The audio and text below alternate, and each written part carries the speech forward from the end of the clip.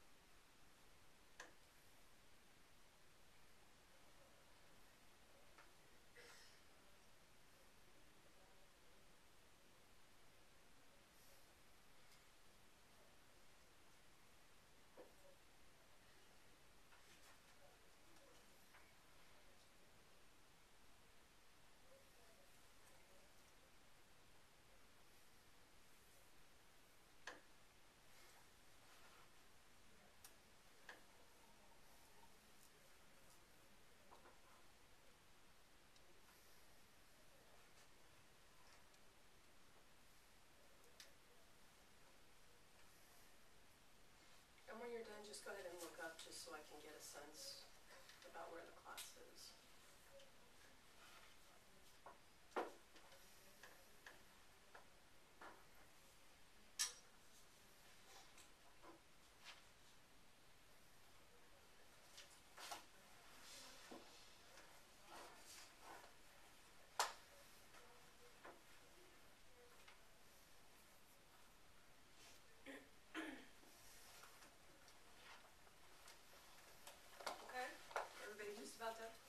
Okay, what I'd like you to do is close your eyes. I want you to listen to these two different phrases from the passage.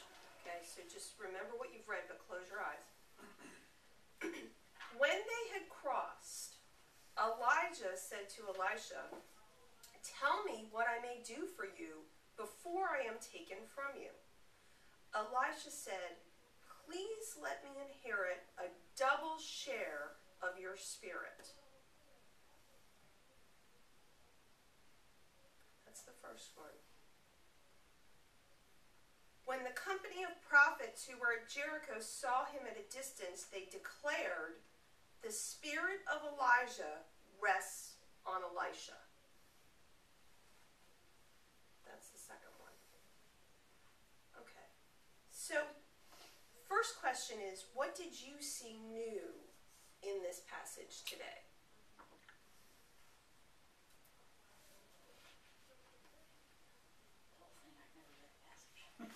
Okay, great. I'm in that camp too. Yeah, this is not, I mean, you know, it's not one of the, it's not a story you read all often, Right. so it's not one you remember. Yeah, I know I read it in the Bible. And Yeah, I was gonna say, yes, but that's the only time I'm sure I It did read not it. stick with me at all for whatever reason. Okay. Okay. So let's go ahead and take a different turn on this. In the spirit of mentoring, which is what today's lesson is about, what does this passage tell you about mentoring as a relationship? Do it together. Do it together. It's clearly a partnership. And the mentee needs to vocalize what he needs. Exactly. Exactly. It's certainly unselfish, I think, particularly on the part of the mentor. Mm-hmm. And to kind of add to that, Tom, it needs to be given from that place of servanthood, of selflessness. And we see the mentor taking that time to ask the mentee what he needs, Mm-hmm. as opposed to just assuming, well, I know what it is that you need, and I know what it is that I need to show you. Mm-hmm. But the mentee has to be really committed, right? I mean, at first he turned him away, and then he Yes. went and he essentially removed all the things in his life that were keeping him from keeping Elijah from taking him as a mentee, and so he's totally committed. Exactly. Exactly. It doesn't work unless the mentee is actually coachable and ready to learn. Anything else? I'm always struck that having, I think, vaguely been familiar with this passage, but it always strikes me all the common phrases in our language that come from the Bible. Picking up the mantle, Mm-hmm. a direct symbol of the mentor-mentee relationship. And I'm always going, I love those days when you read something and you go, that's where that phrase comes from. It was in the Bible originally. What about the second phrase that I quoted while your eyes were closed? Anything in that last sentence that sits with you? It was obvious, obviously, to them. But Yeah, this is what really spoke to me, actually, this last sentence, was that Elisha didn't come back and say, okay, I've learned everything from Elijah. It was apparent to the rest of the crowd that that relationship had worked. So the mentee did not have to go back and broadcast, let me give you the 65 things that I learned from Elijah in our travels. They saw Elisha and they said, hey, there's something different. And clearly we see that spirit of Elijah in Elisha. So that's when we talk about building this legacy of leadership. It's not, okay, I was working with Craig, who was my mentor, and now I've learned, I've kind of opened up my brain and poured everything in. It's that when other people see me, they see that relationship. They see that growth in me without me having to advertise it or without Craig having to advertise it. Hey, I've trained Victoria. I've given her everything that she needs to know. She's fully equipped. It needs to be obvious from the crowd. Any other thoughts about this before we go into our lesson? Okay, well then let's close with prayer.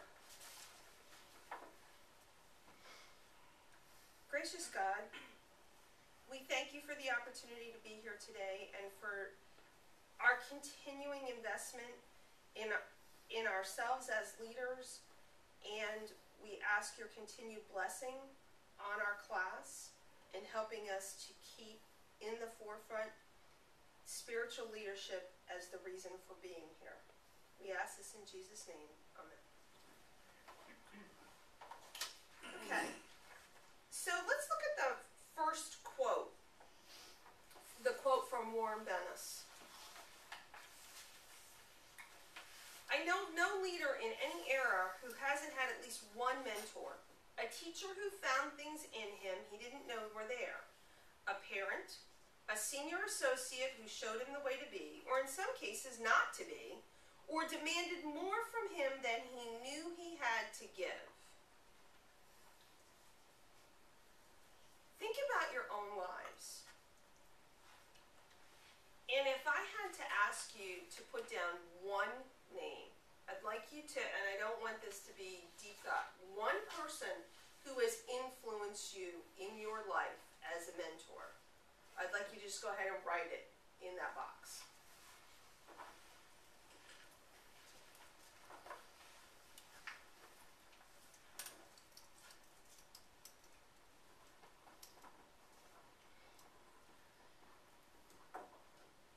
And here's what I want you to keep top of mind as we go through today's lessons. We're going to talk about some characteristics of a mentor.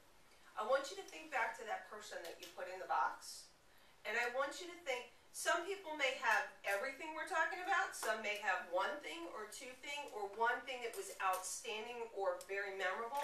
But I want you to keep top of mind the person that you wrote in the box as we go through today. And then I want you to think how you, as you start to journal about modeling your role as a mentor, what have you learned from that person that you can then pass on in this legacy that we're creating? Okay? So the first topic that we're going to talk about is shared leadership. Anybody heard of this concept before? Shared leadership? Okay, John, Betsy's heard of it. Sometimes we get hung up as people on the concept of being the leader, or someone anointing us as the leader. When someone calls you the leader, puts a lot of weight on your shoulders. So if I was to say to you, Amir, you are the leader, how does that make you feel? Run. Run. Far, far away. Far, far away.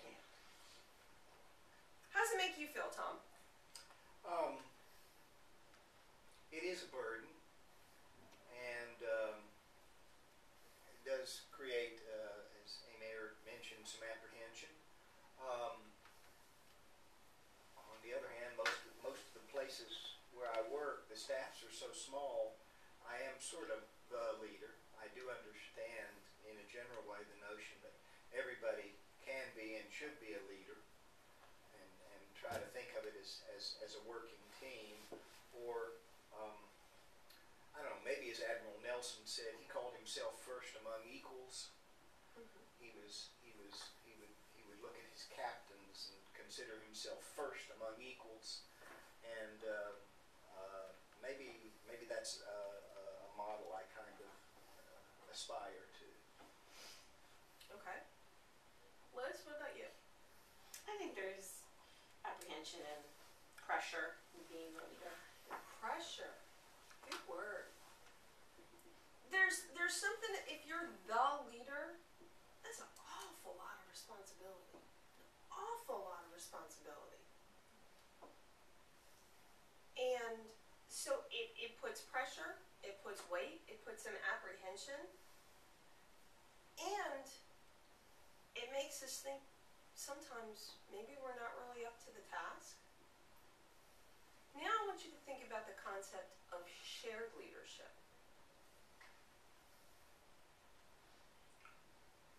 Have you experienced shared leadership? Kevin? You want to enlighten us a little? How did that feel for you? Well, it's good to know that you can depend on someone else. Mm-hmm. My thought about being the leader is instantly I go to, okay, what am I going to give up? Because there's very little margin in my life. So if I'm asked to take on something new, what am I going to give up? It's good to know if you can bounce ideas off of someone else, and as you have capacity, you can take on more responsibility. As you don't, that other person can fill in. So it's comforting in that way that you can have someone else to depend on. Yeah, I like the word capacity. That's another good word to be thinking about in terms of shared leadership. The second question here on this page is one that I want you to think about. Have you ever hoarded leadership? This is not one we need to share among the group. I just want you to be thinking about, have you ever felt, you know what, if if I give it up a little bit, it may not be done right. It may not be done the way I'm expecting it. We may never get there because we may get stuck in analysis paralysis. Or, hey, this is my opportunity for glory, and if I give it away, I'm not going to get that. I mean, let's put all those thoughts out on the table. But I want you to think about, have you ever been in a position where you've hoarded leadership, where you felt that need to, I've got to hold on really, really, really tight? And if you have, I'd like you to think about what was kind of that compelling reason for you to feel like you needed to hold on so tightly. I guess I've been in situations like that. And it stems, I don't honestly think it stemmed from a desire for me to retain all the power, but I didn't have, in certain instances, the trust in the rest of the team to be able to relinquish things, to feel like I could. So in that sense, I did hoard. It wasn't because I was craving all the power myself. It was just I didn't have that level of trust, and I was concerned about letting go of responsibility of things. In most outfits I've worked in,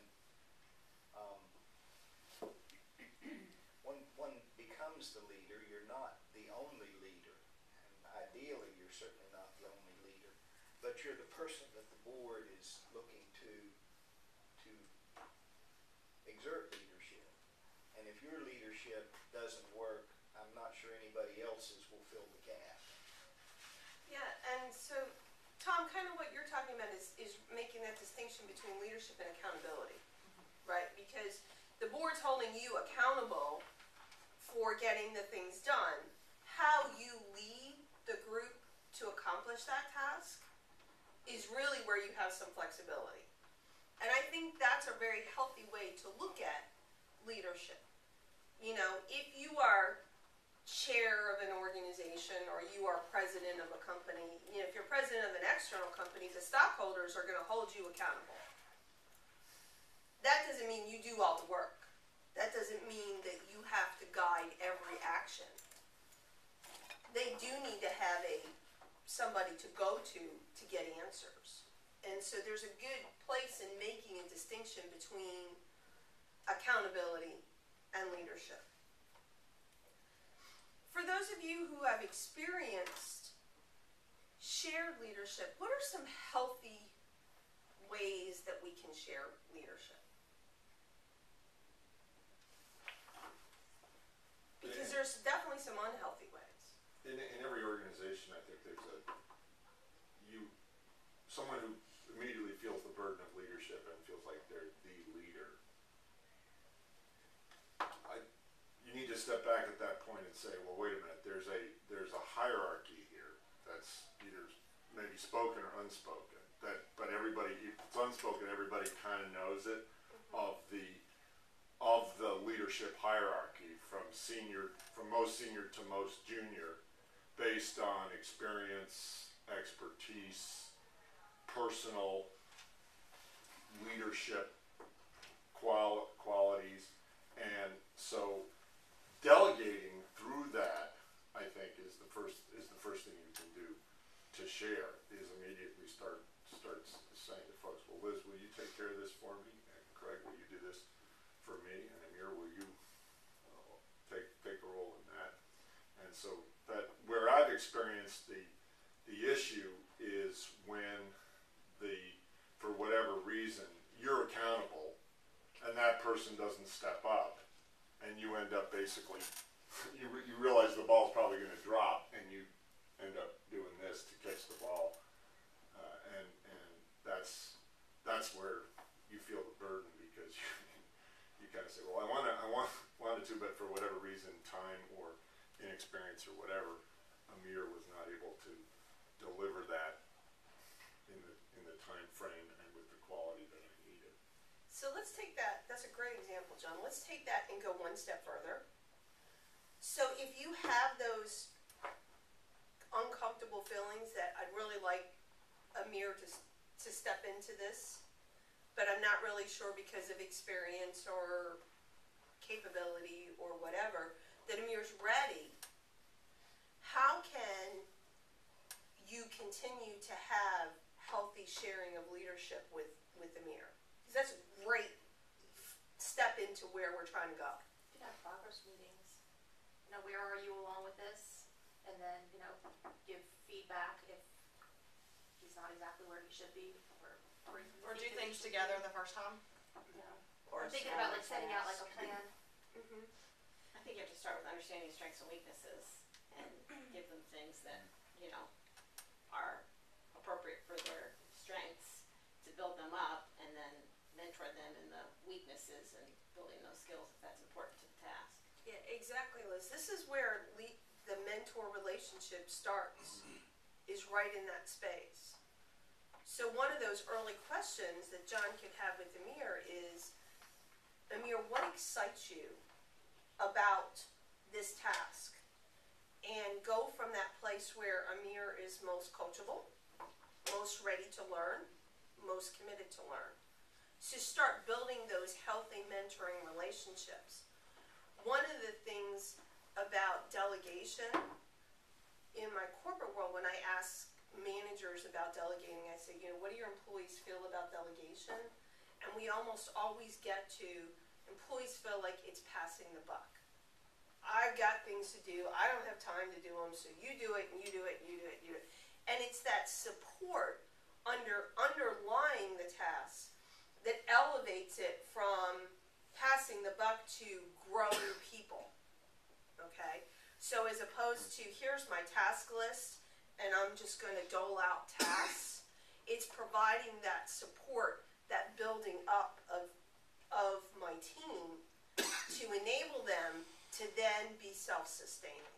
And that's that healthy place that we're trying to get to, so that there is that good communication, there is that mentoring relationship, just like Liz talked about. And I think for that to work, you've got to surround yourself with the people that are also committed to that.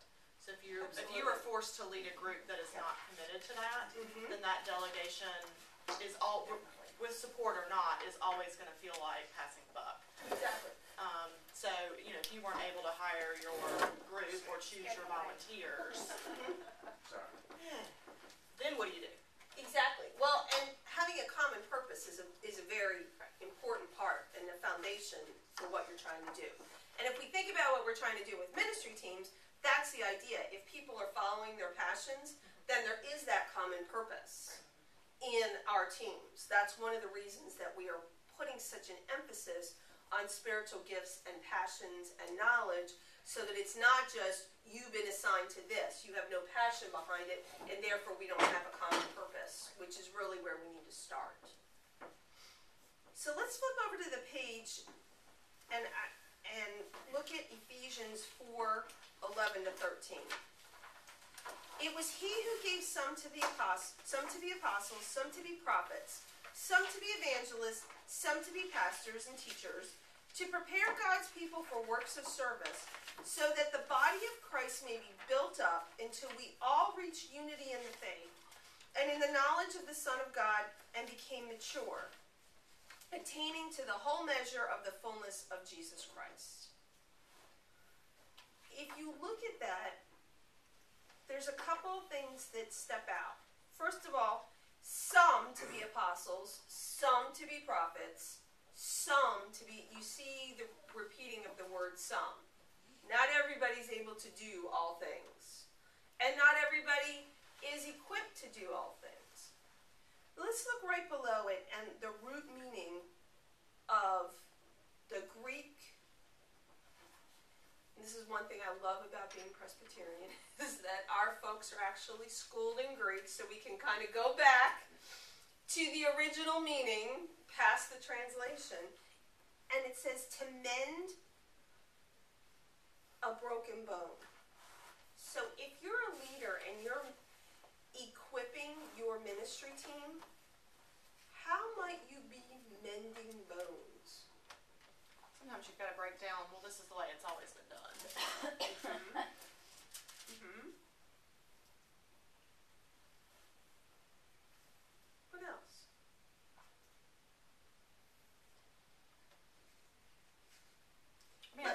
ministry team idea is a mending of broken bones to begin with, right? Because we broke out of the committee mindset and we're doing this whole thing, and it's a process. It's not something that's going to happen overnight. So just that process in and of itself is equipping. Exactly. Let's talk about Haven't gotten process. there. I mean, you know, The the cast is still on. The cast is still on. Let's talk about the process of a broken bone. You fall, you get injured, you go and you have an x-ray. It's determined you have a broken bone. What's the first thing that has to happen? It has to be set, right? It has to be put in alignment. Then what's the next thing? You got to protect it. You have to protect it so that it heals. So there's a cast or a boot or a whatever support. Okay. Then what has to happen? You usually have to do physical therapy after. Before you get to physical therapy, Or you got to take the cast off. you have to wait for the mending process to take place. So there's time, okay, for things to knit together. And then the cast comes off, and what do you usually have to do? Some sort of physical therapy. Some sort of physical therapy. Now you have to work the mended bone. So let's think about that process in terms of the ministry teams. Where we are right now is we are in that setting stage. We're aligning the bones and starting to put the cast on, creating that protection for the teams that are intact. Now we have to give it some time for those teams to set, to heal, to mend and knit. And then, once they're knitted, then we have to do some PT. And we have to help the teams to grow, okay, to get full use as a ministry team. So this is not an overnight thing. It's not an immediate, okay, we're a ministry team, well, let's move on, okay? We are in that process. We're in that process. What's cool about broken bones too, and this is just because I've had enough of them. With where they break and mend, there's a calcium deposit. You can actually see it on an x-ray, and that part of the bone is stronger than it once was. Yeah. Welds are like that too. Welding steel together. The actual where you melt the steel together is actually the same way.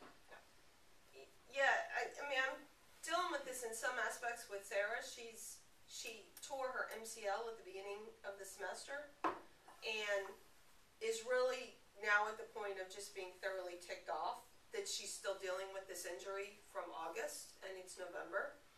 Even though, we kind of set the stage in August, it'll be the whole, MCL tears are not things that fix overnight. She finally can take her brace off 4 parts of the day.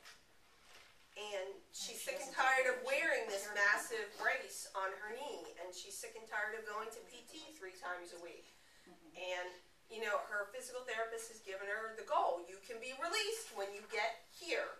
And she's not here. She's down here. And, but it's a process. Isn't part of the equipping, if you think about the broader relationship, and so equipping as a mentor and a mentee, isn't it also acknowledging that something is broken? Yes, absolutely. You have to have the x-ray. Well, not even, so you think about, I think about it organizationally, kind of like Tom does, because that's my frame of reference, but so something's not quite right for a while. But it could be not quite right, not because it's been done wrong. It could be just not quite right because you don't have the experience. If you think about somebody coming into the workforce, like when I started working, my mentor is a wonderful friend of mine now, and it wasn't because I was broken. It was just that I had not done anything yet. So. Yeah, the diagnostic piece is very important, and that's why when you think about the mending, you have to start with the diagnosis. And there's many ways to diagnose. There might be something that's serious, obvious. When you have a compound fracture and the bone is sticking out, it doesn't take an x-ray to know that you've got a broken bone. What about when you have a hairline fracture? not be so obvious. You have pain, but there's no visible signs that anything is wrong until that pain gets nagging enough that, oh, we might need to do something about it. Okay, so there's that transition. So let's think about this mending of the bones and equipping. In what ways will having an equipping mindset be a cultural change for either you personally or for the Kirk? I think the phrase that a very good leadership development thing, not in a corporate environment, a company that I was with, talked about it, and I've heard it in other contexts in the public sector, and it's really true because it really comes in a church environment. It's absolutely obvious is you have to give it all away. In other words, as a leader, what you're trying to do is not hold that power and that information and that treasure, if you will, to yourself for your own status and security. You have to give it all away. You're trying to develop people. You're trying to say, here, you do it. Like I said, the problem, as I alluded to before in my example with Amir, is sometimes people, you throw them the ball and they don't catch it. They go, huh, what? And either because they don't have time or they don't have the skill. But that doesn't stop you from keeping your effort to give it all away. And trying to, and it's a repeated process of development that you just have to keep reminding yourself to be stubborn and not stop in spite of the fact that the ball got dropped. When you try to keep giving it away, keep trying to give it away the next time. And something that I think would be a change in a lot of situations in terms of work here at the Kirk is mostly when I've been on work groups and committees and what have you here at the Kirk, the predominant mindset has been, well, let's do it, whatever the it is, the goal, the objective. And I'll confess, a lot of times I wasn't thinking about leadership development at all. I hope, want to be cordial, cooperative, collaborative, all those good things. But I'll have to admit, most of the time I seem to be thinking more about getting it done. The task, yeah. And not as much about, okay, in addition to getting it done, this is an opportunity for leadership development. We frequently don't have that time. We don't have the luxury of time all the time to meet with people and to develop those relationships. It's hard. It's so hard to get people to. That's true. Let's meet and let's discuss how we're going to do it, and then the next thing you know, the task is upon you, and it needs to get done. Although if we struggle with it, I think we'd do a better job at try to keep that in our thinking. Okay, well, on the way to doing it, what can I do to help develop leadership here, and that sort of thing. And I'll have to admit, and maybe even particularly in church, that hasn't necessarily been a part of my thinking. And I think that's exactly the point, is that if we haven't given it a thought, what's the likelihood that we're going to do it? So now that we have been exposed to this and think about the potential, think about the next time, Colleen, you get a group together. You might have that opportunity. It may be one person. It could be just one person. I know the Christmas brunch is coming up, so I'm thinking about another big thing. It may be one person in those 25 people who sign up to help that you have the opportunity to develop. And that's one more person than it was last time. And so that's the other piece that we need to think about. This casting period, this time while we're waiting for the bone to mend, it isn't going to be 6 weeks. It's not even going to be one semester of college. It's going to take some time. And every time we get the opportunity to develop a person, it's one person more than what we had yesterday. And so, if we can be mindful about that,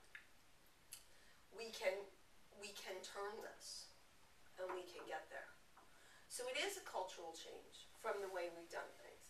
The other thing that it made me think of is sometimes we haven't thought about developing leaders or taking the opportunity to develop leaders in a group because we think, you know what, everyone's volunteering their time, so we want this to be as painless as possible. Let's get in, let's get the task done, and let's move forward. And what we don't think about is that the next time, who's equipped to lead the task the next time? Only the person who led it last The person time. who did it last time. Right? 'Cause it Because worked we well. haven't taken the time to develop another leader. And that's when we hear people go, Uncle, I've had enough. I'm totally burned out. I can't do anymore. And so that's part of what we're also trying to preserve. So in the last, I'm sorry, go ahead. In the last 10 minutes, what I'd really like to do is look at some of this context of being a mentor. Okay, so let's take a look at the bottom. And I'm not going to read the introductory paragraph, but what's really important there is sometimes we think that mentors are this visual of the wise old sage.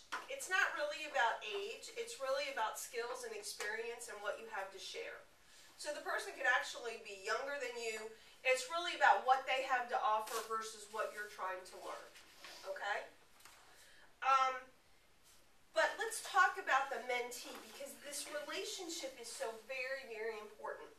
The mentee, if you're going to mentor somebody, it has to be somebody that you genuinely believe in. Okay? You have to both have some kind of compatible philosophy, something, a connection that keeps you together through this relationship. Because not all mentoring-mentee relationships are easy. We saw with Elijah and Elisha. He had to clear out all that space before Elisha could even get close to wanting to follow him. Okay? And the third is what's really important. You need somebody who wants to learn. Me deciding to mentor Colleen about leadership development, if Colleen's not interested in leadership development, which of course she is because she's here, but just as an example, that relationship's doomed to fail. If somebody doesn't want to learn it, just because you want to teach it doesn't mean that's great. It's not going to happen. Okay. What's going through my head, this whole module here is basically I'm thinking about the people that I've had meetings with and things like that, and you have people who get up early and leave because they just don't have the time. I mean, they just don't seem like they're interested in. I mean, they're task oriented. Just let me get in, let me do the basics that I need to do, and let me get out. And I don't want to have any more to do with anything. And so what we need to do is put on kind of those microscopic lenses and look for the people who are interested in learning. Because they're out there. It's just not everybody. I remember I did one of the very first women's retreats, and we did a Myers-Briggs workshop. And afterwards, Wendy Segretti came up to me and she says, I am so glad we did this because I could never understand why everybody was not interested in refugee resettlement. It just never occurred to me why I couldn't get every member of the congregation engaged about that. Well, it's not the right wiring for some people. So you don't need to have everybody engaged. What you need to do is look for those bright, shining eyes, somebody who's really ready to learn, and go for those. That's where you want to build your mentoring relationship. You still need the task-oriented people who are going to come in and get it done and move on. Exactly. Because otherwise you would never get anything done. Well, Russ just came in here this morning because he's having trouble finding those people too. Oh, yeah. So, and I hate to sound like the It's bringer of gloom and doom, but I've had a really, really tough time with fellowship. And I think I'm having a hard enough time getting people to come in and do simple tasks, let alone people who are interested in being mentored. So. And why is that? And what are we as the Kirk doing about that? Because that's endemic of every mission, every committee. And so we've had the same Every thing with worship volunteer community. organization. You know, you've got to have people come decorate the church for Christmas in 2 weeks, and you don't have anybody signed up yet. And we're feeding you food. I was told we weren't doing that this year. It's on the 24th after church. If you'd like to stay and decorate, you're more than welcome to, and we will feed you lunch, and we have childcare. And I'll be there. So is it communication? I think some of it is I think obviously. Yeah. I think sometimes it's communication communication. I think it's also the way we communicate. If you remember, we talked about earlier about having a call for volunteers versus is this putting a way that's attractive to people. Is this your passion? Is this something you're passionate about? And that we can get volunteers by helping people to follow their passions. A lot of times when I read the crier, and it says, we need 6 people for this, and we need 5 people for this, and we need 27 people for this, and we need 19 people for this, and I've now just gone through a list of 7 things that I can possibly volunteer for without any context of what you're doing or the passion behind it. It's exhausting for me sometimes when I think of, okay, now I've got my calendar and I feel like I have to sign up for something, and eeny, meeny, miny, mo, which one am I going to pick? As opposed to, do you have a passion about growing food in the community to serve those who have no food? Yes. That one was done well. Exactly, and that's why I used it. So that people come out and work in the garden because they have a passion for where the community garden is going. Okay? So, do you have a passion? I think that's overspoken. You know, the last 2 work days, there's been 1 person to show up. Okay. And not every endeavor is going to be a success, but I think the garden in and of itself has been very successful Even because successful work days. because as of a general rule, yeah, people that are interested are interested. That's right. because of the mission behind it, and not because it's let's go dig in the garden. Well, think about the Guatemala project as well. Exactly. The Guatemala project has been another one. I think Stephen Ministry does a phenomenal job of recruiting because they recruit from the place of mission, not we need people to go and take this class and come to meetings every Monday night. They recruit from the place of passion. And so that's what we need to start thinking about. It's more about the why, not about the what. Exactly. And occasionally you're still going to need the what.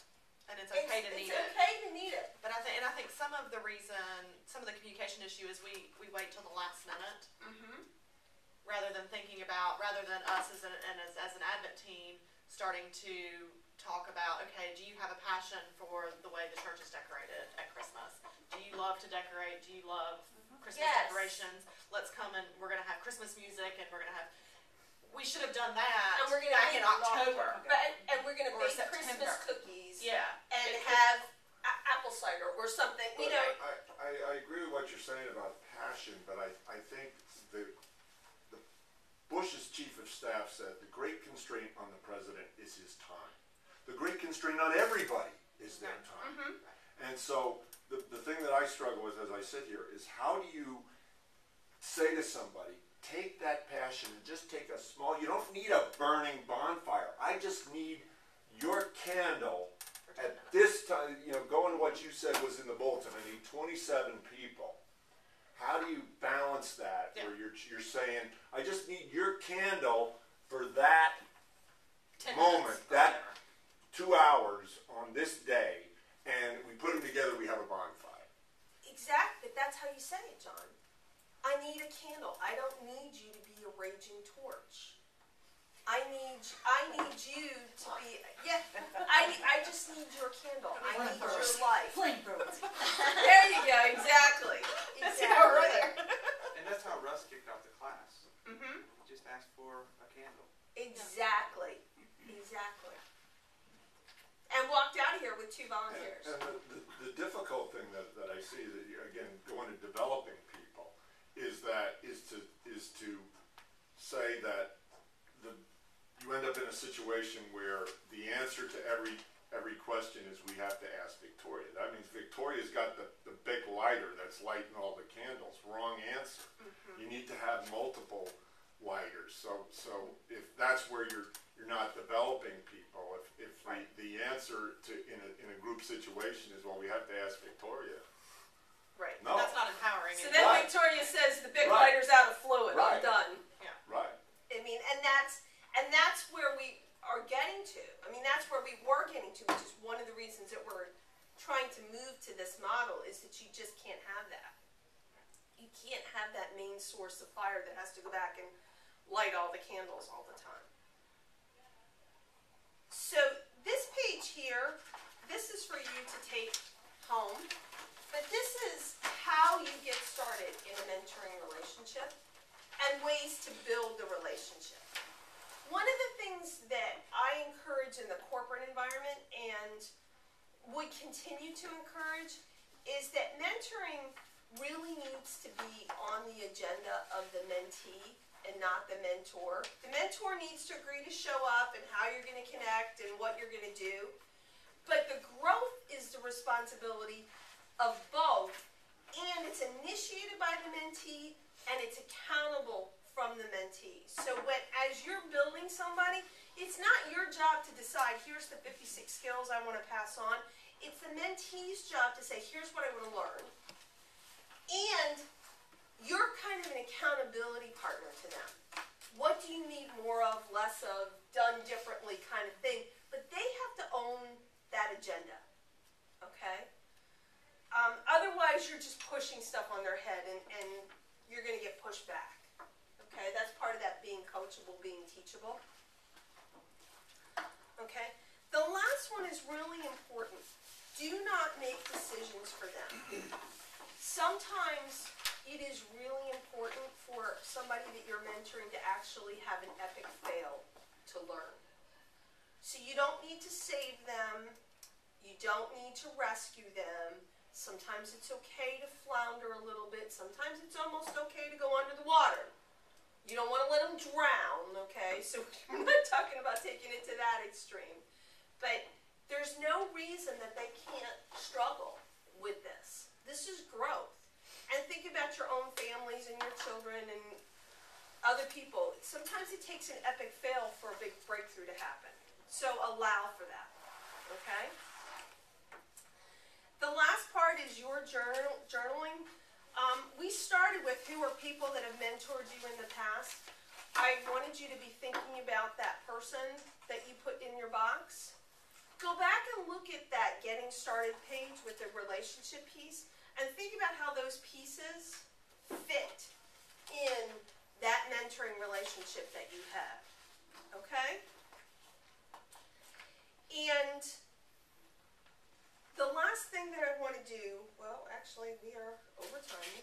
We keep doing that, don't we? But there's the journaling starter. How are you imparting your life to others? So think about your role as a mentor. One of the things I'd like you to do in your journaling, though, is to take a look at these questions here. The last one is really important. Sometimes people are a little bit less eager to be a mentor if they've been in a mentoring relationship that has failed. Okay? So I want you to think about if you have been in that relationship and it hasn't worked, what is it? Try to articulate what is it that kind of fell out that made that relationship not work. Because that will help you to be mindful about not continuing that pattern as you're mentoring others. So let's go ahead and have a closing prayer. Would somebody like to offer up a closing prayer? I'm sharing the leadership. Okay, John? Dear God, thank you for bringing us together today. Thank you for the wonderful blessings that we enjoy here on this beautiful day. Thank you for opening our hearts and our minds to servant leadership, to spiritual leadership, for Victoria and everyone here, for helping us build relationships and develop others. Please keep these ideas in our hearts, shared leadership, servant leadership, as we go through the week, and help us to grow more in our life, in our families, in our professions, and here at the Kirk in our church. For this we ask you in Jesus' name. Amen. Amen. Okay. That's until next week. I have one. Okay. How long on the 24th? As long as you can stay. I will. Okay. Yeah. And make sure you let Bonnie know because we'll get the number for food.